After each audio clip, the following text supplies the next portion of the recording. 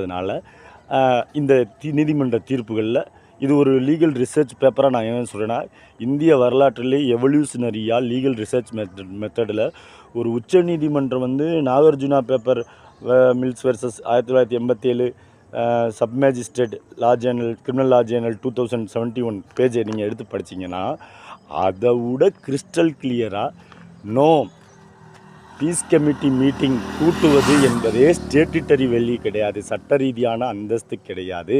யார் collector, DRO, RDO, tahsildar, RI, VAO இவங்க எல்லாரும் எக்ஸிக்யூட்டிவ் மேஜிஸ்ட்ரேட், நிர்வாக மேஜிஸ்ட்ரேட். இவங்க ஒருபோதும் வழக்கமான நீதிபதிகளான magistrate, district judge, high court judge, supreme court judge power கிடையாது. அதனால பீஸ் கமிட்டி மீட்டிங்னு சட்டத்தில் எந்த இடத்துலையுமே சிஆர்பிசியிலோ இப்போ இருக்க பாரதிய நகரிக் சுரச்சாலையோ சொல்லலை.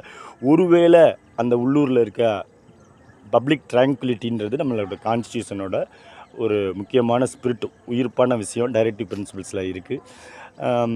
அப்படி எல்லண்டோவை பாதுகாக்கிறேன், லா அண்ட் ஆர்டரை பாதுகாக்கிறேன்னு பீஸ் கமிட்டி மீட்டிங் கூட்டலாம் அப்படின்னு சட்டத்தில் இடம் கிடையாதுன்னு சொன்னது ஜஸ்டிஸ் ஜிஆர் சுவாமிநாதனோட இந்த நான் சொன்ன ஜட்ஜ்மெண்ட்ஸு.